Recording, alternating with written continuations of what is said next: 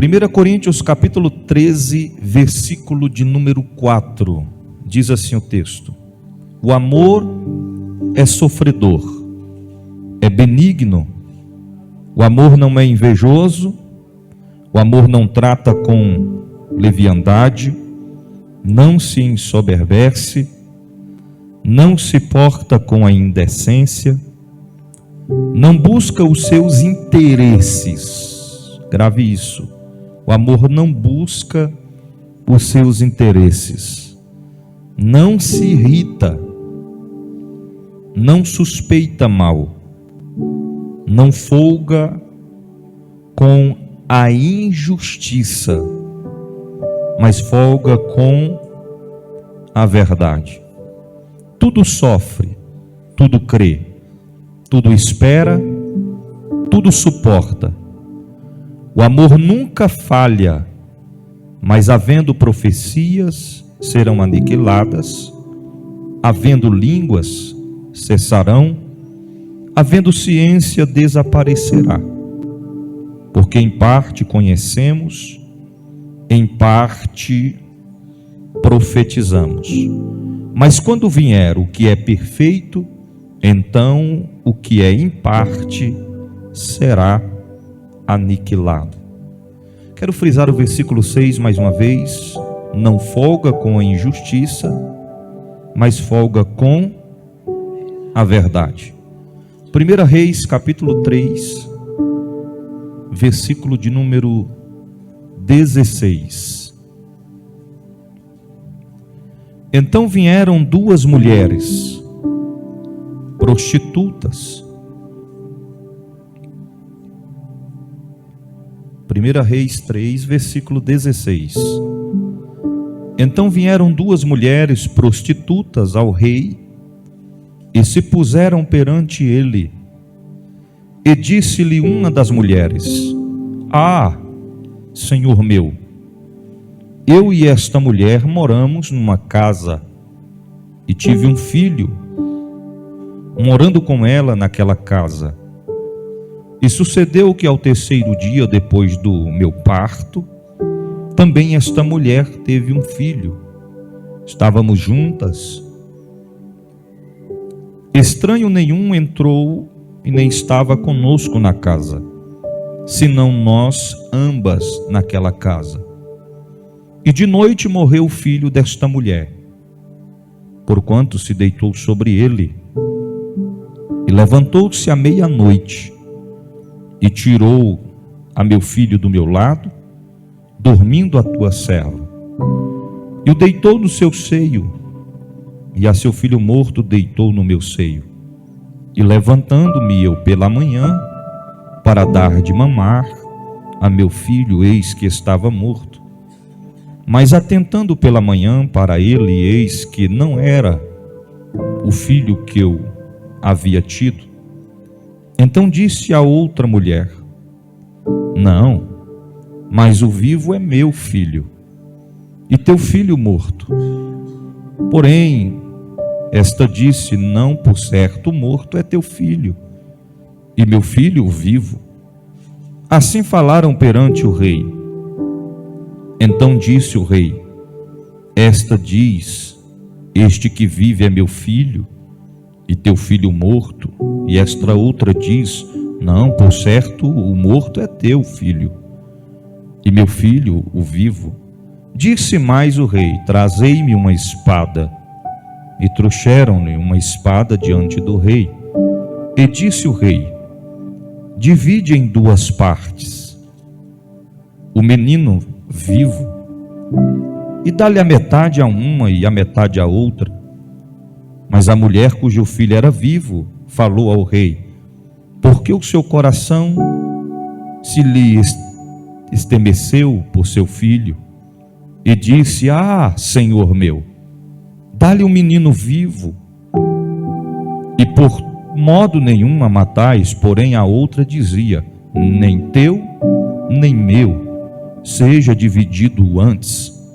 Então respondeu o rei e disse: dai a esta o menino vivo, e de maneira nenhuma o matais, porque esta é sua mãe. E todo Israel, ouvindo a sentença que dera ao rei, temeu ao rei, porque viram que havia nele a sabedoria de Deus para fazer justiça. Amém? Podeis assentar? Nós estamos diante de uma passagem bíblica muito notória e conhecida da igreja. E baseado nesse texto, a esta noite o Senhor colocou uma mensagem ao meu coração e eu quero compartilhar com a igreja. Eu quero iniciar a te dizer que o amor de Deus é algo incomparável para com a vida dos seus filhos, dos seus servos.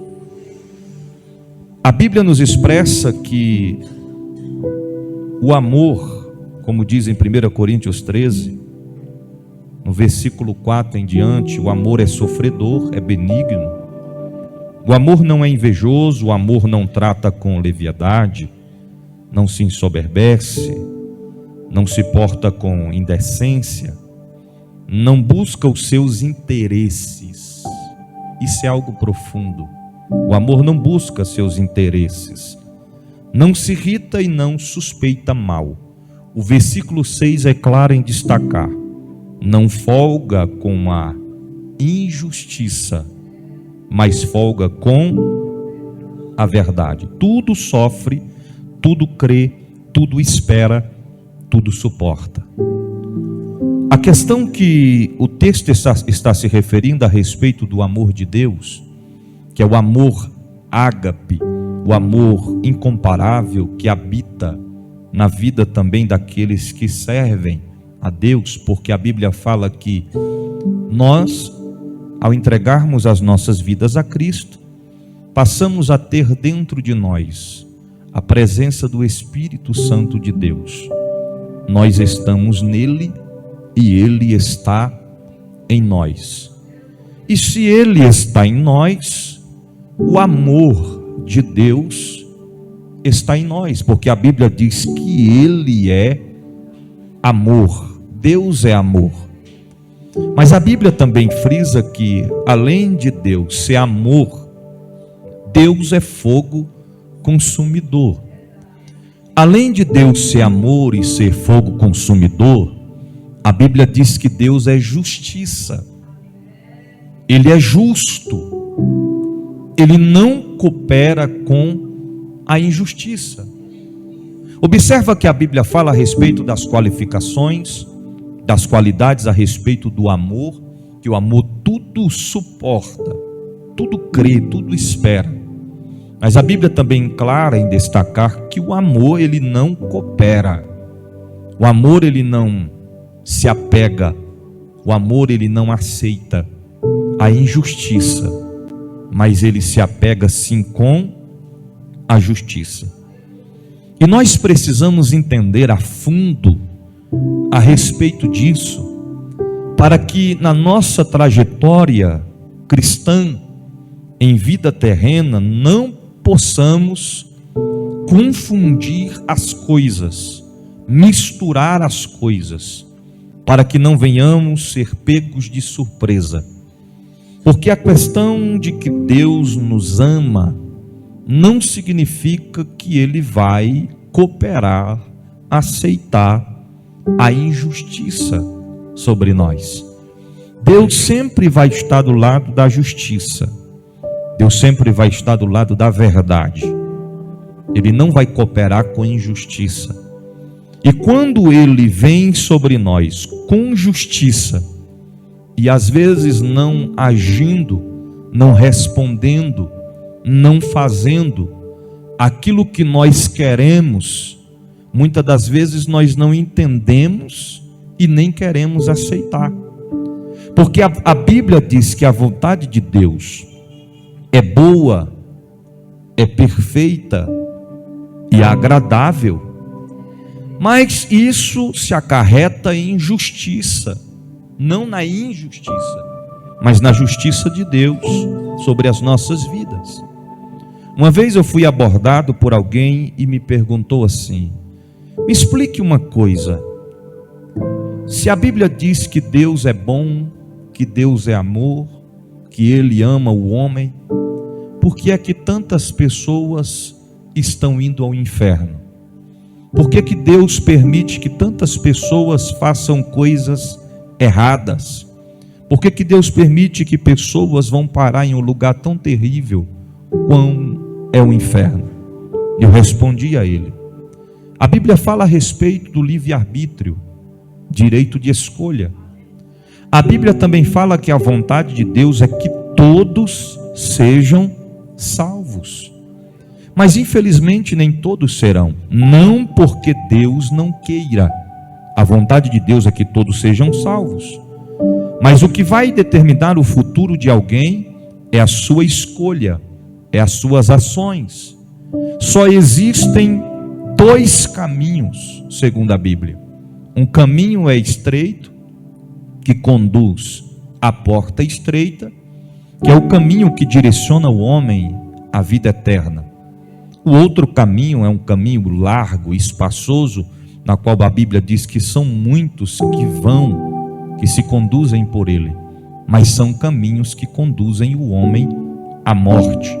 Então somos nós que escolhemos se servimos a Deus ou se servimos ao diabo, se servimos ao mundo ou se servimos o reino de Deus.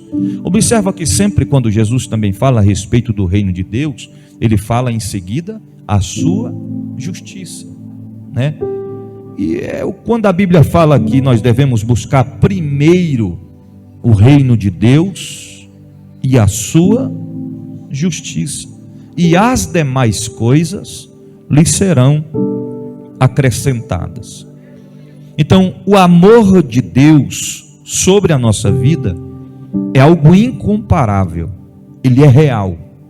É um amor vivo, não é um amor morto. E não é um amor só de palavras, mas é um amor de atitudes e de ações. Mas isso não anula que a justiça de Deus seja feita sobre a nossa vida. Isso nós falamos de forma geral. Não podemos pensar que pelo fato de Deus nos amar, que nós vamos fazer as coisas erradas e Ele não vai tratar conosco com justiça.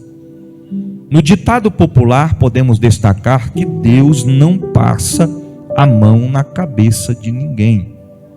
Se é para ser chamado a atenção, Ele vai chamar a atenção. Se é para nos provar, Ele vai nos provar. Se é para nos responder com o silêncio, Ele vai se manter em silêncio. Se é para abrir a porta, Ele abre e ninguém fecha. Mas se Ele fecha, ninguém, ainda que a gente prensa a porta, empurra a porta, tente arrombar a porta, se Ele fechou, ninguém consegue abrir, porque Ele é justo. Então nós encontramos aqui uma passagem bíblica em 1 Reis 3, versículo 16, que nos mostra notoriamente, claramente, a grandeza de Deus e a sua infinita misericórdia que vem acoplado com a sua infinita justiça. Os irmãos sabem que quando Salomão, ao assumir o reinado, ele fez um momento, podemos dizer que ele teve um encontro com Deus, após ele ter sacrificado ao Senhor 1000 cabeças de boi, e a Bíblia fala que o Senhor na mesma noite apareceu e falou com Salomão e disse a Salomão: peça a mim o que tu quiseres e eu te darei. A Bíblia diz que a única coisa que Salomão pediu ao Senhor foi conhecimento e sabedoria do alto. E ele conclui dizendo: para julgar as nações com justiça. Acoplado a isso, através desta sabedoria e deste conhecimento do alto, Deus tornou a Salomão um dos homens mais prósperos daquela época. um dos homens mais bem-sucedidos. E Salomão não adquiriu para si, através do conhecimento e da sabedoria de Deus, vinda sobre ele, não apenas riquezas, não apenas bens materiais, mas veio um conhecimento, uma sabedoria incomparável sobre a vida de Salomão. E aqui nós encontramos Deus concluindo, cumprindo com a sua promessa, assim como Salomão havia pedido a Deus. O texto está nos frisando a história em que frisa em questão de duas mulheres. A gente temos que destacar que o texto é bem claro em frisar que essas duas mulheres moravam ambas juntas, na mesma casa. Não tinha nenhum homem, nenhuma pessoa a mais do que aquelas mulheres, e elas morando sozinhas na mesma casa. O texto diz que essas duas mulheres eram prostitutas, e elas vieram dar à luz, primeiro uma, 3 dias depois, a outra também deu à luz. Ou seja, primeiro nasce a primeira criança de uma das mulheres, passados-se 3 dias, a outra mulher vem dar à luz a um filho também. E elas estando na mesma casa, segundo a Bíblia, uma certa noite, como de costume, cada uma delas pegava ali o seu filho, a criança, deitava sobre o seu seio, e ao dormir, era o costume delas, a criança estando junto com ela no aconchego de sua mãe, como de costume ao amanhecer do dia, elas iam amamentar a criança. Só que a Bíblia diz que naquela noite algo diferente aconteceu, porque uma daquelas mulheres, por descuido ou por um ato que é inesperado, uma fatalidade, algo que ela jamais queria que acontecesse, aconteceu. Ela dormindo deitou em cima da criança, a ponto de que a Bíblia diz que quando ela despertou, por torno de meia-noite, a criança estava morta. Ela, percebendo que a criança estava morta, ela pega a criança, vai aonde estava a outra mulher, na mesma casa, dormindo na cama, pega a criança da outra mulher, a criança viva, e deita sobre ela a criança morta. E ela torna para sua cama, deita com a criança viva, enquanto sua amiga está deitada na outra cama com a criança sem vida. A Bíblia diz que quando amanhece o dia, a mãe desperta com alegria de uma mãe para amamentar a sua criança, e percebe que a criança não se movia, não se mexia. E ela logo identifica que a criança não tinha sinais vitais, ou seja, a criança estava morta. Naquele momento, eu imagino que ela entra em desespero ao perceber que a criança estava morta. Mas porém, quando ela observa a face, o semblante daquela criança que estava morta em seus braços, como uma mãe jamais confundiria, ela identifica que aquela criança não é a sua, ou seja, aquele filho não é o seu.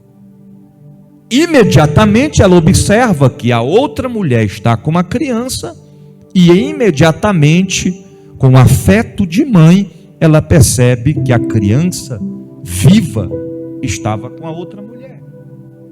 Então ela para fazer uma reflexão, e ela conclui de que não tinha nenhuma outra pessoa estranha naquela casa.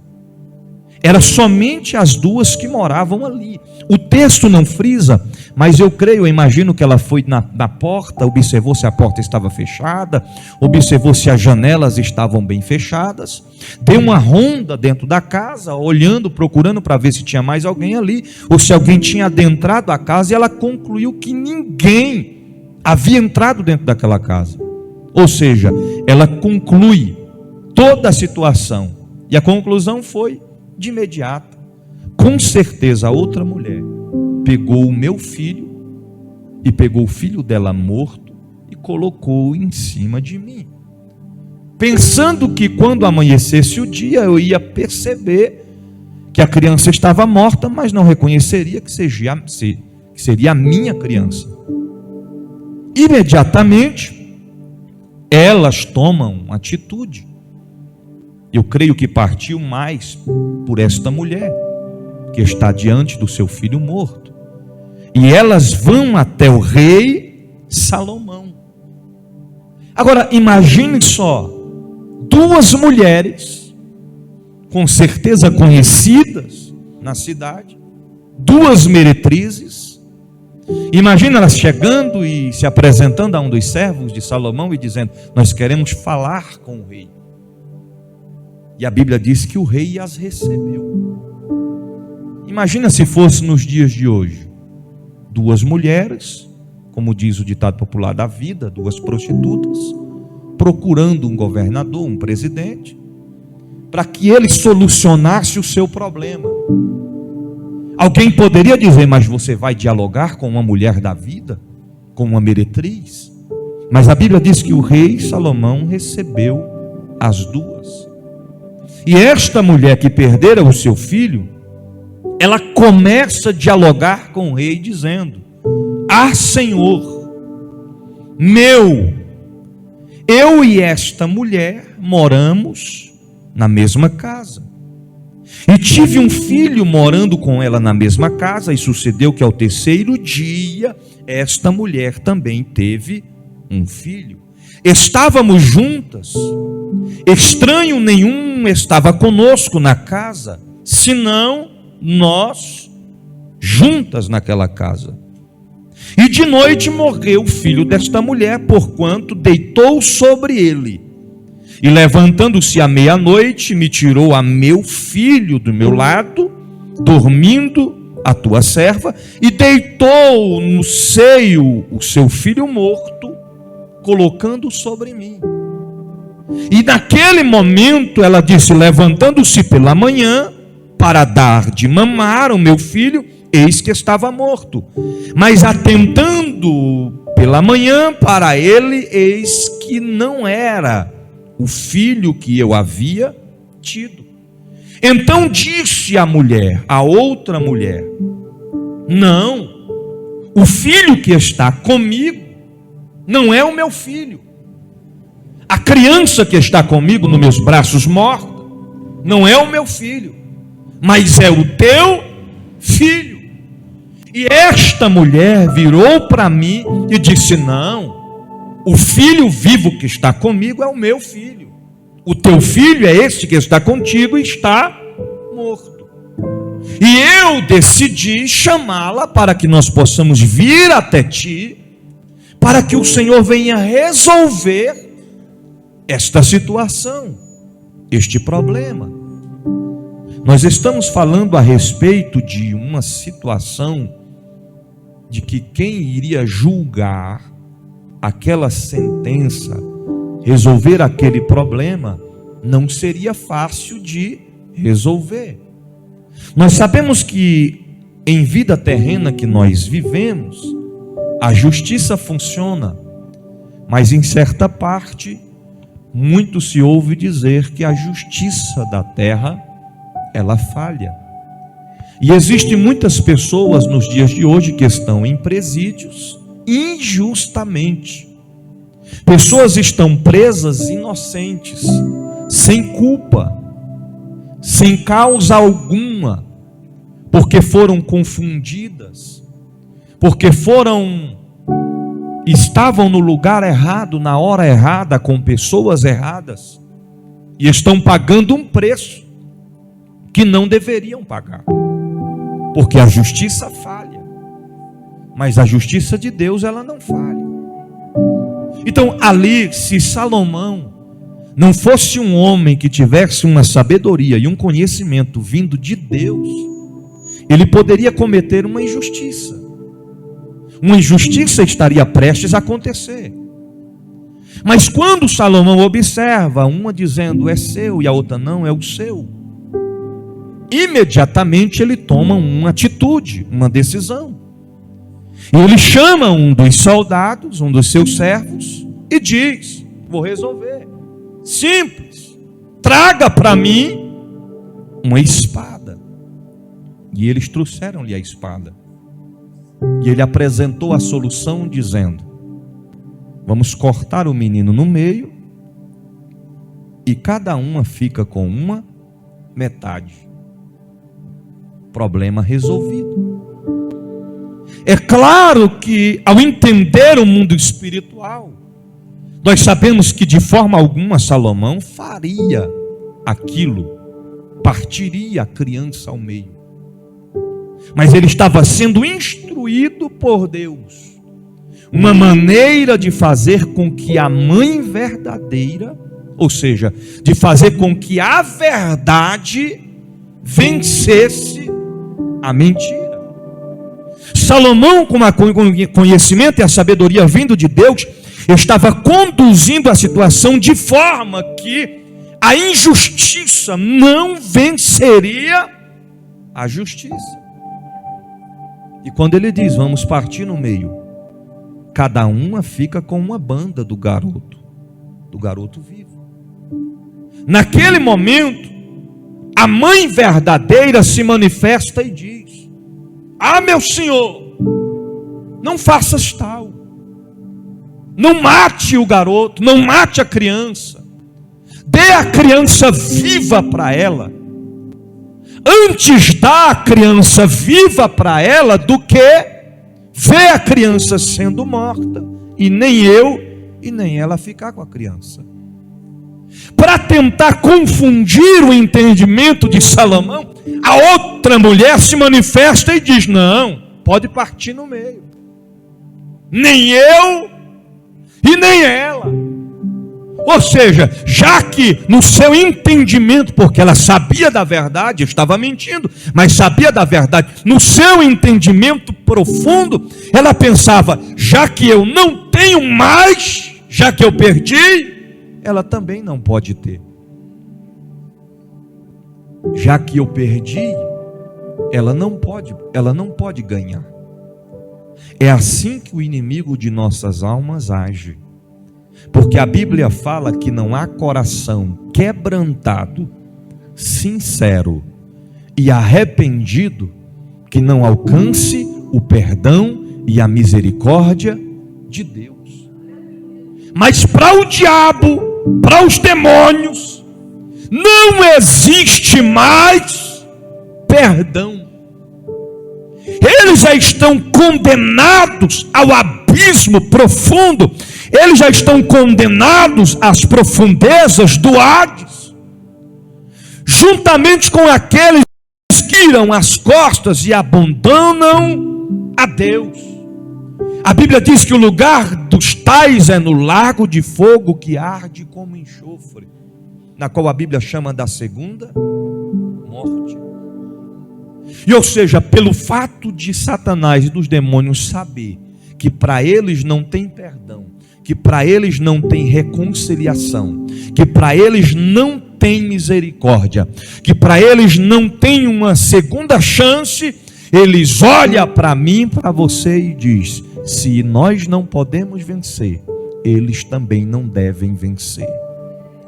Se nós não somos felizes, eles também não podem ser felizes. E aí o diabo começa de todas as formas, de todas as maneiras, tentar nos parar, tentar nos impedir de vencer, tentando nos frustrar, tentando nos entristecer, tentando nos desanimar, tentando nos enfraquecer espiritualmente a cada dia, tentando de qualquer forma fazer com que a nossa vida seja ceifada e que nós sejamos conduzidos ao sofrimento eterno. Mas nós temos um Deus que é zeloso, que é fiel, que guarda e que defende a minha e a tua vida, e Ele nos ama e Ele age com justiça sobre a nossa vida. Aleluias, aleluias. A Bíblia diz que naquele momento em que a mulher diz: não, parte no meio mesmo, nem eu e nem ela. A mãe verdadeira começou a demonstrar o afeto de mãe, o desespero de uma mãe que ama o seu filho, e ela não abre mão. Ela preferiu ver, ou seja, ela preferia ver o filho vivo nas mãos de outra mulher, do que perceber que o filho que ela deu à luz seria morto. Naquele momento, Salomão compreende, entende e identifica quem realmente estava falando a verdade. Salomão identifica aonde estava realmente a justiça, e ele compreendeu que ele deveria agir com justiça. E Salomão diz aos servos: pegue a criança e dê a esta mãe, a mãe verdadeira, porque ela sim está falando a verdade. Esta criança não é desta mulher, é desta mulher. E eles devolveram a criança para a mãe verdadeira. E a Bíblia nos expressa que todo Israel ouviu a sentença que dera o rei, e temeu ao rei, porque viram que havia nele a sabedoria de Deus para fazer justiça.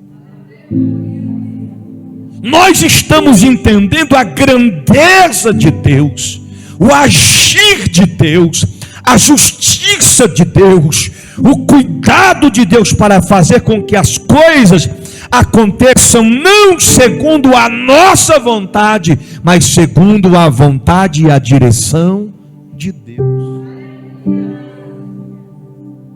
Eu posso aqui deixar uma reflexão a todos nós, aos que estão no templo, aos que estão em casa, aos que serão alcançados por esta mensagem, por esta palavra.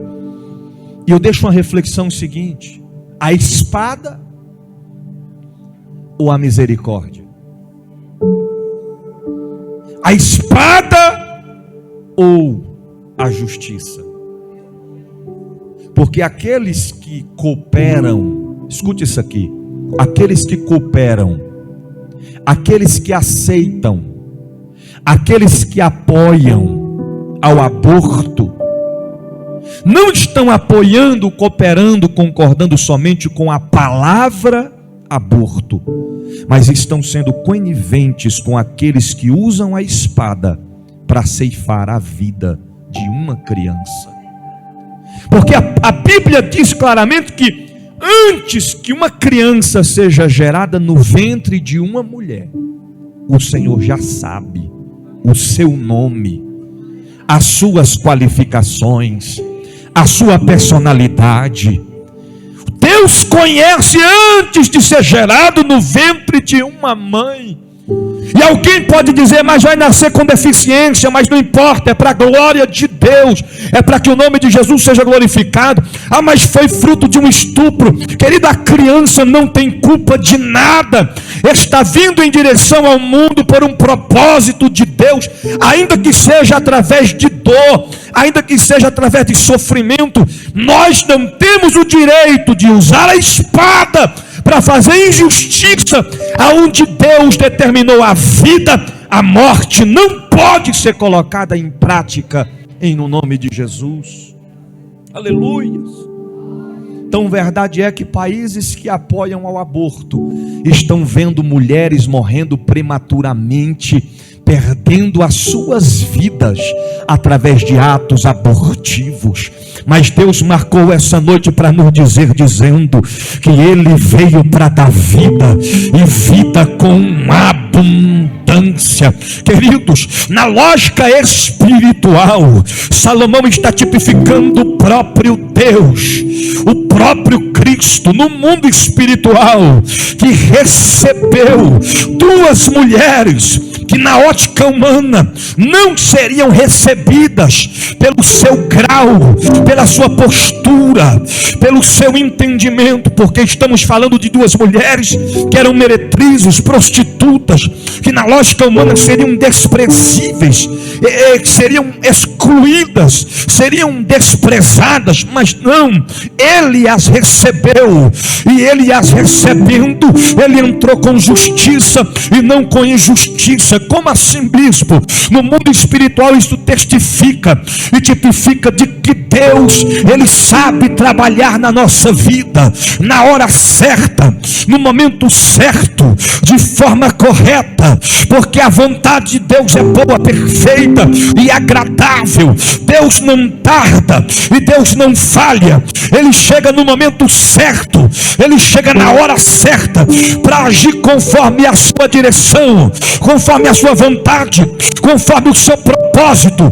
Quem sabe nós passamos por certas situações que não entendemos, não compreendemos a lógica de Deus trabalhar, e às vezes chegamos a questionar, e Deus está dizendo nesta noite, por intermédio da palavra: o diabo não vai intervir no propósito de Deus na tua vida, o diabo não vai anular a promessa que Deus te fez, vai se cumprir para a glória do seu nome.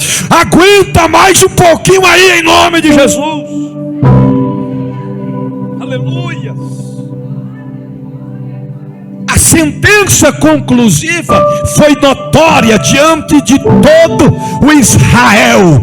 Muitas das vezes a maior resposta que nós podemos dar é o silêncio, mas a justiça de Deus será notória, será visível e palpável, porque a Bíblia diz que os olhos de Deus estão sobre a terra, olhando, observando aqueles que agem com sinceridade diante de Deus. Pode se levantar os demônios, pode se levantar o inferno, pode se levantar o próprio Satanás para tentar nos parar, para tentar nos impedir de obter a vitória, mas o Deus da Bíblia, no momento certo, entrará com justiça ao meu e ao teu favor. Ele é juiz por excelência, ele é advogado, e é advogado fiel para julgar esta causa. Tem pessoas que estão passando por opressões, estão enfrentando calúnias, estão enfrentando acusações terríveis, pessoas estão sendo humilhadas, estão passando por momentos, por situações que não mereciam passar, mas Deus marcou essa noite para te dizer: ele vai entrar com providência, ele vai entrar com provisão na tua história. Aguenta mais um pouquinho, o Deus de paz está movendo e trabalhando em teu favor, em nome de Jesus.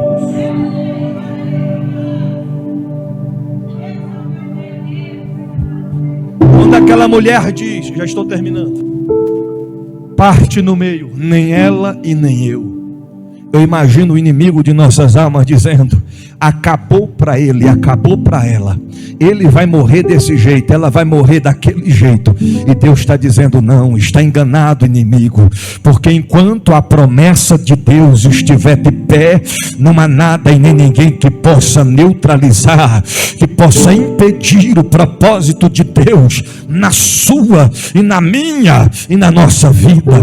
Eu já falei aqui uma vez e torno a repetir: a maior confirmação de Deus na vida de um homem e de uma mulher, em que Deus o chamou para uma grande obra, em que Deus o separou para atender o seu chamado, não é quando as coisas estão favoráveis. A confirmação de um chamado não é quando estamos fortes. A confirmação de um chamado não é como quando estamos dispostos a avançar. A confirmação de um chamado não é quando a gente estamos prontos para pegar o demônio pelo colarinho e para colocar a serpente debaixo dos nossos pés. A maior confirmação de um chamado não é quando estamos de cabeça erguida, dispostos a enfrentar tudo e todos. A maior confirmação de um chamado de Deus para a vida de um homem e de uma mulher é quando ele chega no seu ponto limite. E que ponto limite é esse? É quando você diz: eu não aguento mais. É quando você conclui dizendo: eu não fui chamado para isso.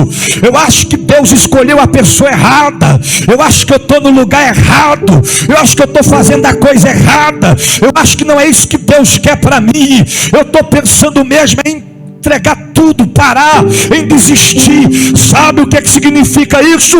A confirmação de um chamado, a confirmação de uma escolha, a confirmação de um propósito, a confirmação de uma promessa.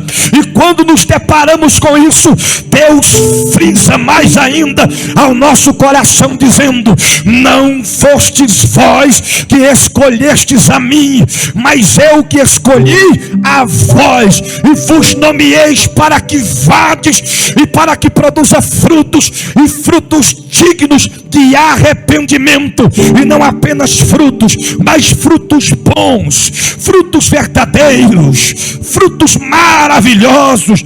Deus marcou essa noite para dizer para alguém que está no templo, para alguém que está em casa agora, sendo alcançado por esta palavra: não tenha dúvidas, Deus te escolheu, Deus te chamou.